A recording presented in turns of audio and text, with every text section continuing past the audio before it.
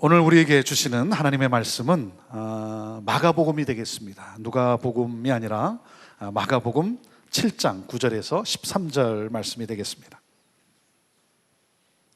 자, 우리 신약성경 64페이지가 되겠는데요, 마가복음 7장 9절에서 13절 말씀 우리 함께 같이 보도록 합니다. 자, 9절부터 13절 우리 같이 읽습니다. 시작. 또 가라사대 너희가 너희 유전을 지키려고 하나님의 계명을 잘 저버리는 도다. 모세는 내 부모를 공경하라 하고 또 아비나 어미를 해방하는 자는 반드시 죽이라 하였거늘 너희는 가로되 사람이 아버에게나 어미에게나 말하기를 내가 드려 유익하게 할 것이 고르반 곧 하나님께 드림이 되었다고 하기만 하면 그만이라 하고 제 아비나 어미에게 다시 아무 것이라도 하여 드리기를 허하지 아니하여 너희의 전한 유전으로 하나님의 말씀을 폐하며 또 이 같은 일을 많이 행하느니라. 오늘 저에게 말씀을 전해주시는 분은 우리 조정민 목사님이십니다. 서울온누리교회 목사님이시고요, 우리 CGN TV 대표로 우리 섬기시기도 했습니다. 이렇게 또 우리 지역을 방문하고 오늘 저희들에게 또 말씀을 증가할 수 있는 귀한 만남이 되어서 얼마나 참 감사한지 모르고, 얼마 전에 저희 교회에 오셔서 또 말씀 전해 주신 적이 있습니다. 제가 참 사랑하고 좋아하고 우리가 참 존경하는 귀한 목사님이십니다. 53세 때, 저는 아직도 53세가 안 됐는데 53세 때 주님을 만나고 그리고 헌신하고 주의 종이 되고, 그래서 귀한 하나님의 놀라운 일들을 이루어가고 계십니다. 우리 힘차게 우리 큰 박수로 우리 환영하도록 하겠습니다.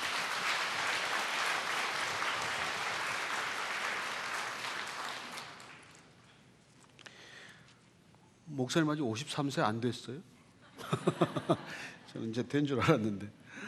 같이 기도하겠습니다. 하나님 아버지, 정말 얼마나 기쁜지 모르겠습니다.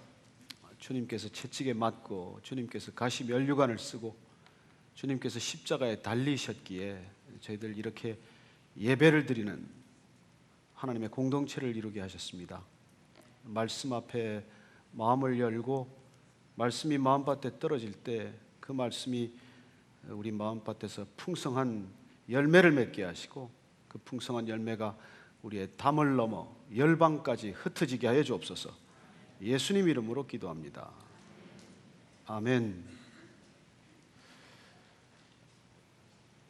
사람은 많은 오해를 받고 살지요. 진실로 우리는 다 이해받지 못합니다. 아니, 이해받으려고 하는 노력 자체가 헛수고일지 모릅니다. 인간은 진실을 전할 수 없는 존재예요. 우리 자체가 편견 덩어리고 우리 자체가 가지고 있는 나의 경험과 지식과 모든 것들로 뭉쳐져 있기 때문에 우리를 통과한 어떤 정보도 그대로 있는 그대로 사실 그대로 전해지지 않아요. 저는 미디어 쪽에서 25년간 종사하다가 이렇게 목회를 하게 되었습니다마는, 미디어에 있을 때 늘 진실을 전한다고 전하겠다고 결심하고 그렇게 산다고 생각했지만 사실 깊은 곳을 들여다보면 결코 우리는 진실을 전할 수 없다는 존재라는 것을 깨닫게 되었어요. 일생을 살아가면서 우리가 많은 오해를 받겠지만 오해를 받기로 따지면 저와 여러분보다 누가 더 많은 오해를 받았을까요? 이 세상에 가장 많은 오해를 받은 분이 저는 예수님이라고 믿습니다. 그래서 영국의 영성작가 체스터턴은 놀랍게도 기독교는 지난 2000년 한 번도 제대로 시도된 적이 없다 라고 극언하기까지 이르렀습니다. 아니, 예수님 다녀가신 2000년 동안 우리는 수많은 교회를 세웠고 수많은 크리스찬들이 수많은 주님의 제자도의 삶을 살았는데 어떻게 그렇게까지 극단적으로 표현할 수 있을까라고 생각할지 모르겠지만, 예수님은 오늘도 오해받고 계시고 오늘도 예수님은 핍박받고 계십니다.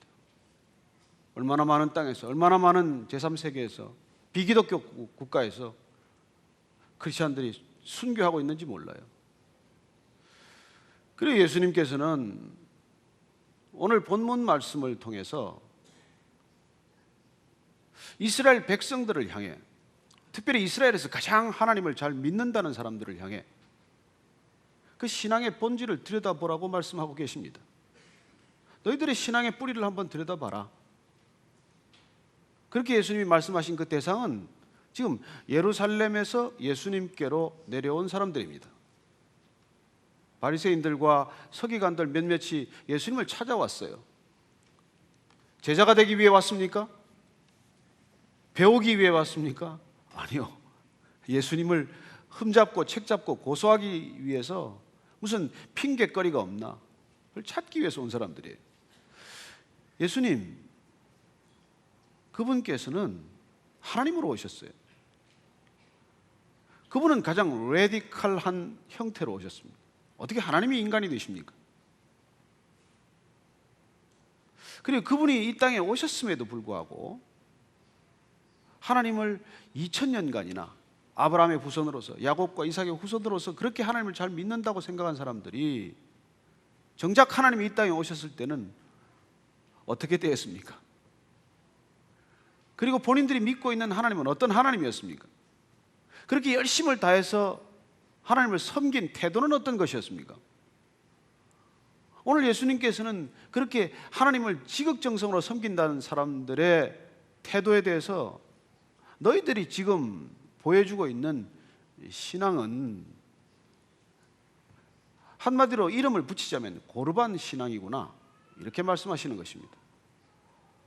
어떤 신앙이길래, 어떤 믿음이길래 예수님께서는 이 땅에서 이분들만한 믿음을 본 적이 없다고 할 만한 사람들, 전 이스라엘 땅에서 이 사람들의 믿음을 쫓아갈 수가 없다고 여기는 사람들,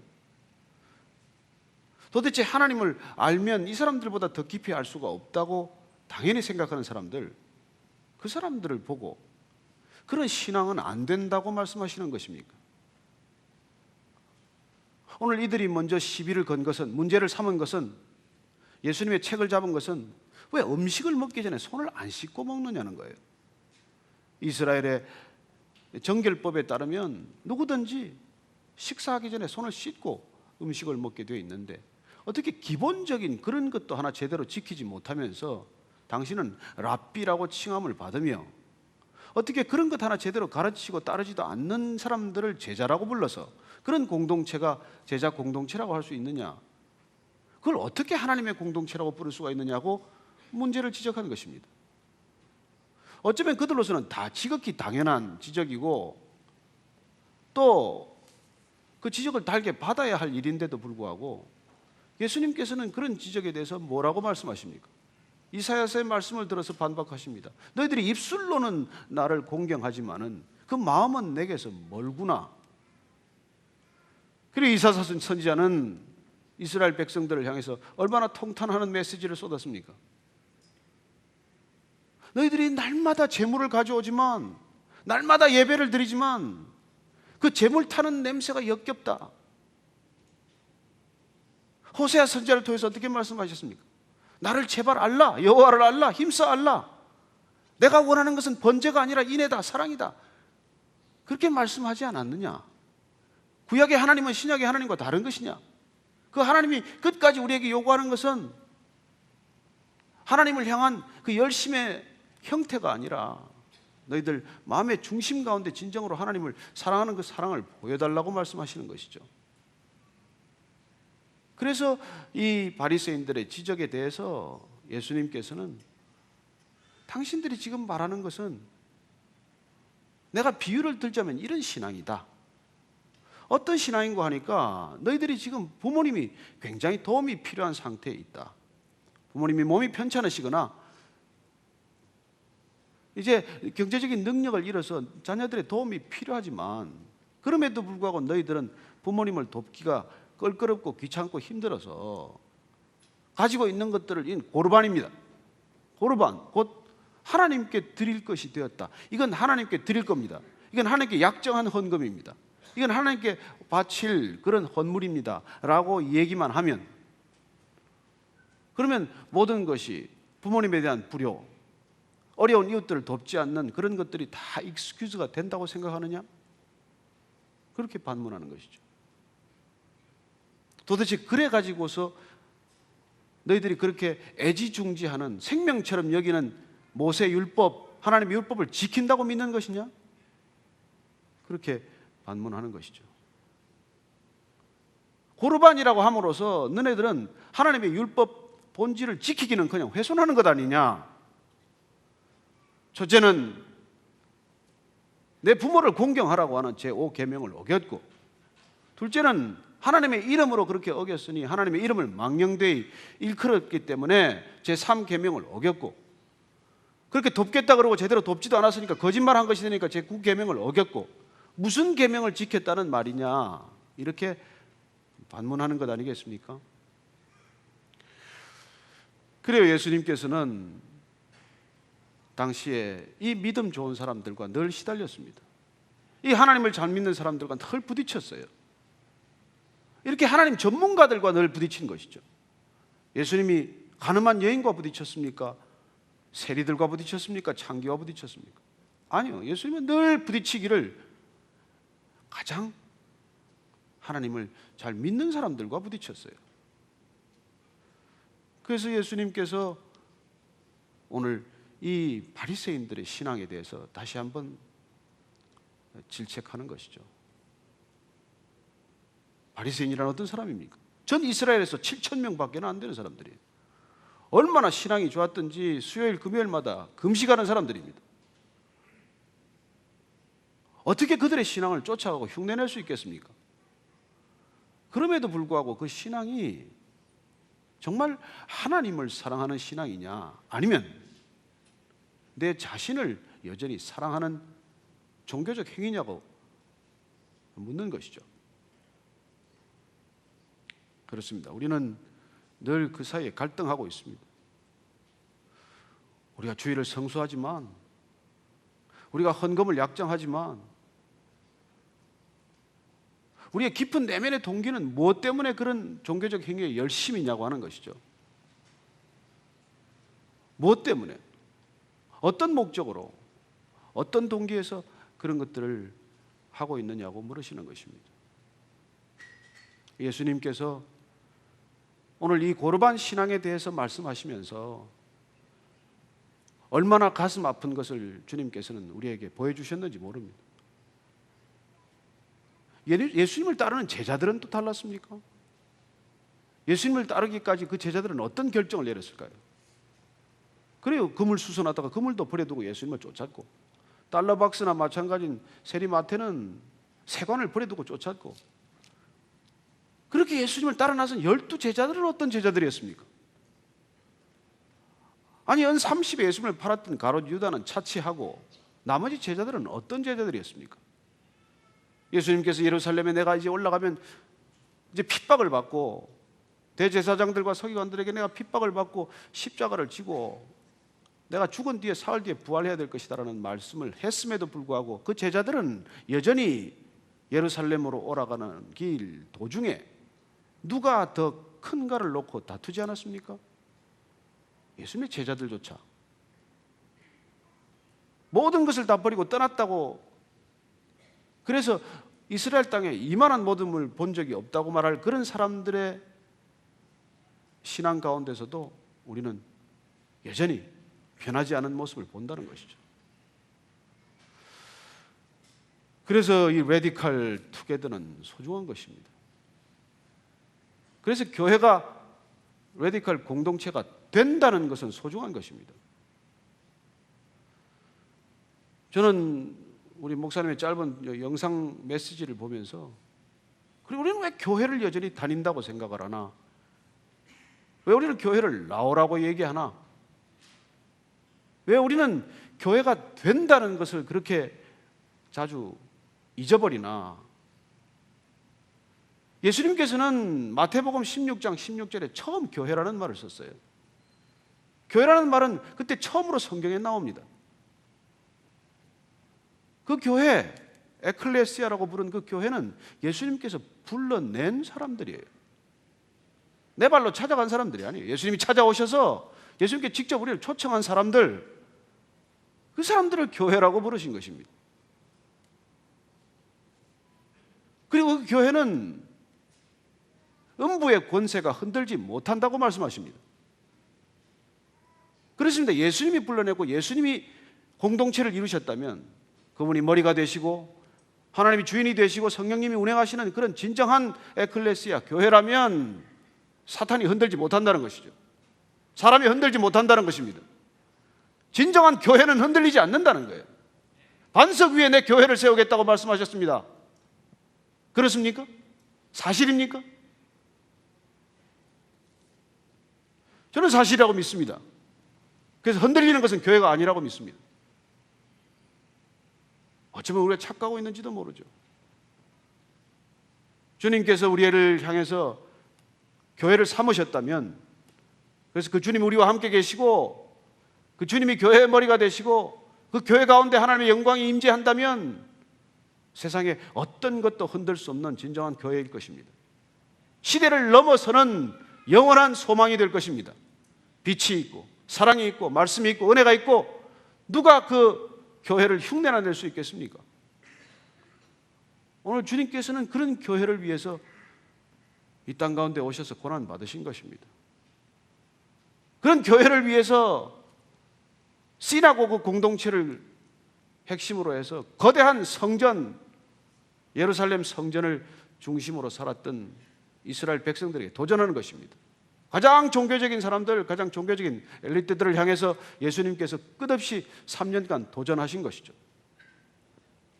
그렇습니다. 그분은 우리의 진정한 신앙을 위해서 오셨어요. 예루살렘 성전에 갇힌 하나님, 시나고그 회당에 갇힌 하나님, 그 하나님을 구출하기 위해 오셨어요.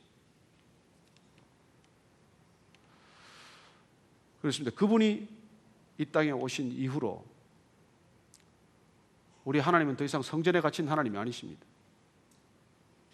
우리가 동행하시는 하나님이십니다. 그분이 오신 이후로 우리는 더 이상 성전에서만 드리는 것을 예배라고 말하지 않습니다. 그분과 함께 있는 것, 그분이 우리와 함께 거하는 것, 우리가 그분 안에 머무르는 것, in spirit and in truth, 그때 우리는 예배라고 말합니다. 이 성전 제한 공간 안에서 드려지는 예배, 그 예배도 중요하고 소중한 예배겠지만 우리가 어디에 있건 무엇을 하건 주님과 함께 동행한다면 그분과 함께 살아가는 삶 전체가 예배되게 하시기 위해서 오셨습니다. 그리고 그분은 고난주간을 거치셔서 부활절을 맞게 될 것입니다. 왜 부활하셨을까? 왜 부활은 단 일회적 사건일까? 여전히 하나님을 믿는다고 하면서도 죽음 가운데 갇히고 죽음에 붙들린 종교였기 때문에 주님께서는 부활을 통해서 우리에게 영원한 생명의 실상을 보여주신 것이죠. 2번 보여주셨어요. 야고보와 요한과 세 제자를 데리고 가서 변화산에서 예수님께서 보여주셨습니다. 영생의 모습은 어떤 모습인지, 모세와 엘리야와 함께 예수님께서 변화하신 모습은 빛보다 더 밝은 빛이셨어요. 그렇게 보여주셨고 나서 다시 내려오셔서 십자가를 지고 돌아가시고 그리고 사흘 만에 부활하셨습니다. 40일 동안 부활하신 모습을 보여주셨습니다. 왜 보여주셨습니까? 왜 그 이후에는 안 나타나십니까? 그리고 부활은 우리에게 진정한 소망입니다. 궁극적인 소망이에요. 우리가 더 이상 종교적이 되지 않기 위해서, 영원한 생명 가운데로 걸어 들어가게 하기 위해서, 영생을 누리게 하기 위해서, 영생을 이미 살게 하기 위해서 그분은 부활을 보여주신 것입니다. 그리고 말씀하십니다. 살아서 너희들이 믿으면 죽음을 보지 아니할 것이라고 말씀하십니다. 정말입니까? 날마다 죽어가는데, 수많은 교인들이 믿음에도 불구하고 암에 걸리고 죽는데도, 그래 우리의 육신과 상관없이 주님께서 우리에게 영생을 주셨고 이미 사망에서 생명으로 옮겼다는 것을 믿음으로 받아들이면, 그걸 진실로 믿으면 우리는 이미 주님과 함께 영원한 생명 가운데로 걸어 들어가기 시작하고 영원 속으로 이미 떠난 것입니다. 그래서 주님께서는 그 일을 위해서 이 땅에 오셨는데, 우리가 여전히 필요한 것들이 많아서, 선물 받을 것이 많아서 선물만을 갈망하다가 정작 선물 주시는 일을 잊어버린다면 우리의 신앙은 어느 순간 어떤 종교와도 다를 바가 없는 종교가 되는 것이죠. 그렇습니다. 이스라엘 백성들은 가장 종교적인 백성들이었어요. 이스라엘의 종교 지도자들은 가장 종교성이 탁월한 사람들이었습니다. 지금까지. 성지순례를 하는 분들은 다 아실 것입니다. 동일한 복장을 입고 4,000년 전에 아브라함이 입었던 그 옷을 입고 통곡의 벽에서 기도하는 모습을 볼 것입니다. 누가 그 종교성을 쫓아가겠어요? 어떻게 그 종교성을 흉내내겠습니까? 그러나 오늘 예수님께서는 그건 고르반 신앙이라는 거예요. 그래요. 예수님께서 이 땅에 오셔서 우리에게 말씀하시는 핵심은 무엇일까요? 그 엄청난 종교성은 진정한 영성이 아니라는 것입니다. 그 무시무시한 종교적 시스템은 실제 영성과 상관이 없다는 것입니다.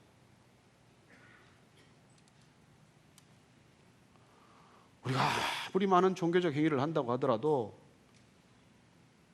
우리 안에 주님이 계시지 않는다면, 주님 때문에 그 일이 이루어지는 것이 아니라면, 여전히 내 욕망과 탐욕과 내가 중심이라면 그건 주님과 상관이 없다는 것이죠.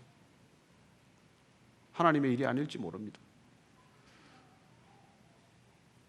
오늘날 기독교는 500년 전보다 훨씬 더 큰 위기를 맞았다고 저는 믿습니다. 1517년 로만 캐톨릭을 향해서 한 젊은 수도사 신부가 부르짖었어요. 마틴 루터가.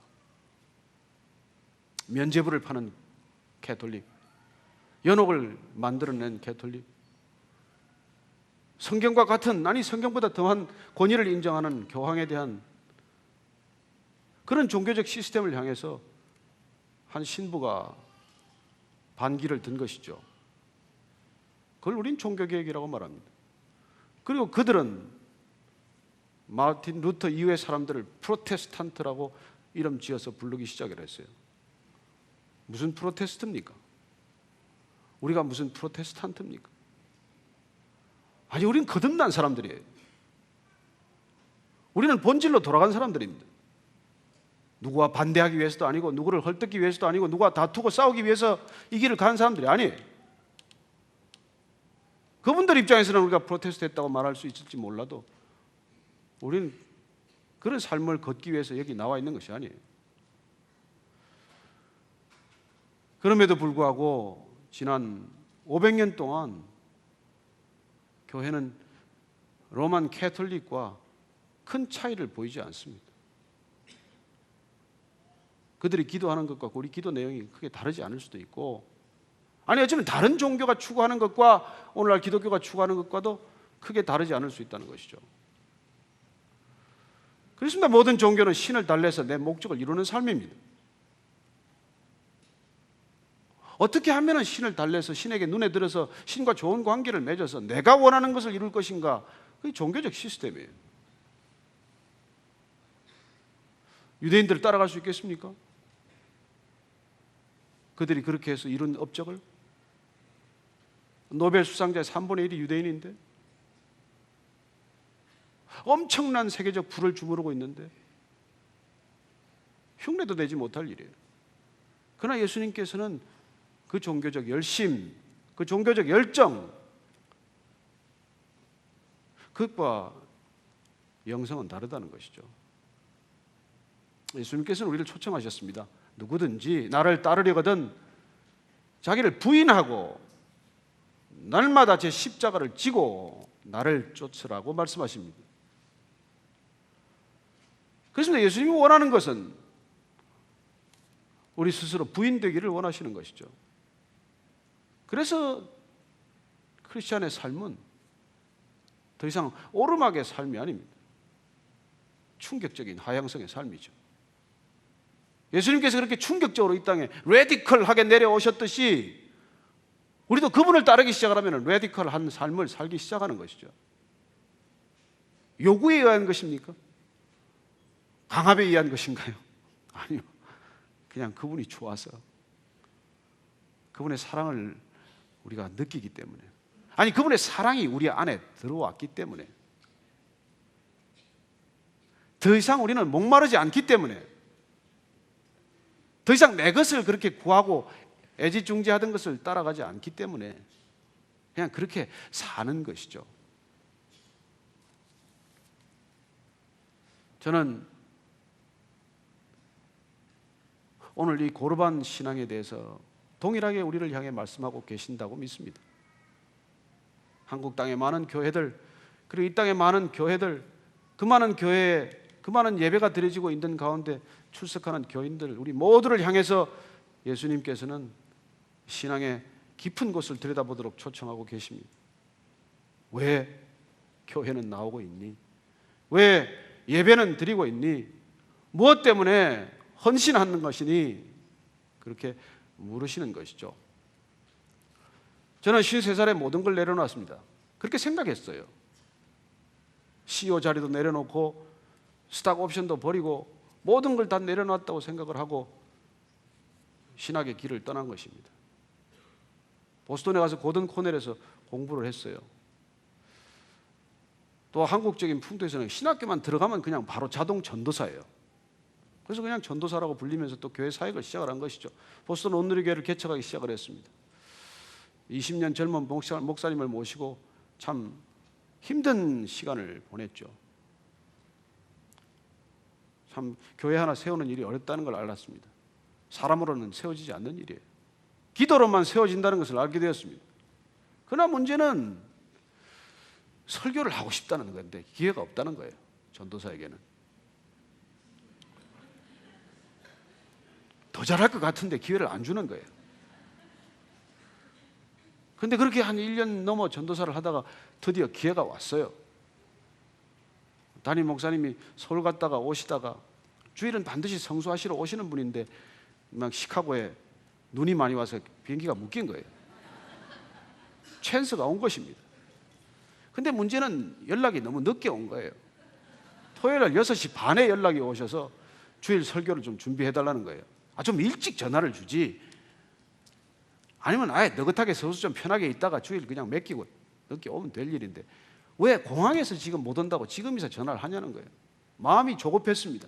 홀방에 가서 기도를 한 30분 하고 말씀 본문을 정하고 드디어 설교를 쓰기 시작을 했는데, 제 둘째 아들이 갑자기 아버지 오늘 좀 운동을 하러 가고 싶은데 그 베넷 센터라는 곳에 좀 데려다 달라는 거예요. 저희들 고든 코넬 그 세미나리에는 그 운동 그게 없습니다. 그래서 같이 쓰는 고든 칼리지에 베넷 센터라는 데를 좀 데려다 달라는 거예요. 속으로 좀 서운한 생각이 들었습니다. 아무리 아직 학교를 다니지만 아버지가 처음 설교 데뷔한다는데 이게 좀 도와줘야 될 텐데 이게 왜 지금 운동을 하러 간다고 그러나. 아들이 섭섭하기보다도 아내가 더 섭섭했어요. 어떻게 남편이 지금 데뷔 설교를 한다는데 좀 본인이 내가 데려다 주겠다고 얘기를 하질 않나. 그래서 아내 보고 당신이 좀 데려다 주면 안 되겠소? 그렇게 물었더니 제 아내 말, 지금 빨래를 넣어놨기 때문에 그 빨래를 줄을 서 있어서 못 간다는 거예요.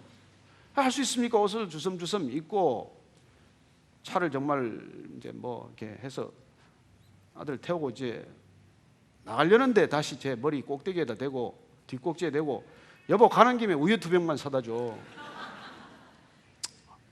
아니 지금 밤새 설교 준비를 해도 설교 시간이 지금 모자라는데, 그러면 애를 데려다 주고 또 그 뭐 이게 슈퍼마켓까지 가면 시간이 더 걸리잖아요. 바로 옆에 있는 것도 아니고 한 10분 15분 더 가야 되는데. 그래서 이제 아들을 데리고 그 베네센터 앞에 딱 내려다 주는데 아들이 문을 닫으면서 시계를 보면서 9시 15분에 데리러 와. 아니 시계를 보니까 9시 15분이면 내려다 주고 우유 사고 집에 갖다 놓고 다시 나와서 애 픽업하면 오늘 밤은 이 일로 시간이 다 가는데 언제 설교를 준비하냐고요. 그래서 속에서 참 불같은 것이 치밀어 오르는데 그래도 이 길을 신학하겠다고 목사 되겠다고 오는 길인데 화를 낼 수도 없고 문을 닫고 하나님께 제가 푸념을 했어요. 아버지 이게 뭡니까? 좀 도와주셔야죠. 지금 첫 설교를 준비하는데 이게 하나님 일한다는데. 근데 하나님께서 놀랍게도 그런 음성을 듣게 해주셨습니다. 내가 지금 내 아들을 돌보는 것은 나의 일이고 내가 설교 준비하는 건 너의 일이라는 거예요. 제가 의심했습니다. 잘못 들었습니까? 그럴 리가 있습니까? 어떻게 설교 준비하는 게 내 일입니까? 그리고 곰곰 잠깐 기도를 드렸습니다. 하나님 말씀이 맞으셨어요. 설교를 준비하는 일은 하나님의 일이 맞습니다. 그래서 정말 목사님들이 피를 토하고 뼈를 깎듯이 설교 준비하세요. 그러나 그날 그 순간은 설교를 준비하는 일이 하나님의 일이 아니라 제 일이라고 말씀하신 것입니다. 왜요? 제가 설교를 잘하고 싶었으니까. 제가 담임 목사보다 설교 잘하고 싶었으니까. 한번 설교로 성도들을 그냥 감동시키고 뜨고 싶으니까. 그럼 그건 사람의 일이에요. 자녀를 돌보는 일이 내 일입니까? 하나님의 일이에요. 하나님 원하시는 일입니다. 그게 어쩌면 우리는 그런 착각 속에 사는 것이죠. 무엇이 하나님의 일입니까? 하나님께 드렸다고만 하면 전부 다 익스큐즈가 되는 것입니까? 아니요. 오늘 하나님께서 우리 모두에게 말씀하십니다. 정말로 하나님께 드렸니? 한 주간의 삶이 하나님께 드려지게 되기를 축원합니다. 고난 주간의 깊은 묵상 가운데 하나님의 진정한 뜻을 발견할 수 있게 되기를 축원합니다. 겉으로 드러난 하나님의 일이 아니라 내 뼛속까지 주님께서 부르시는 소명이 있다면 발견할 수 있게 되기를 축원합니다. 그리고 하나님과 함께 동행하는 그 기쁨, 놀라운 자유, 그 자유를 경험할 수 있게 되기를 축원합니다. 기도하겠습니다. 하나님 아버지, 주님께 우리가 고르반 신앙이라는 지적을 받지 않고 주님 안에서 마음껏 자유하는 아름다운 사랑의 폭포수 같은 삶을 경험하는 일상이 되게 하여 주옵소서. 예수님 이름으로 기도합니다. 아멘.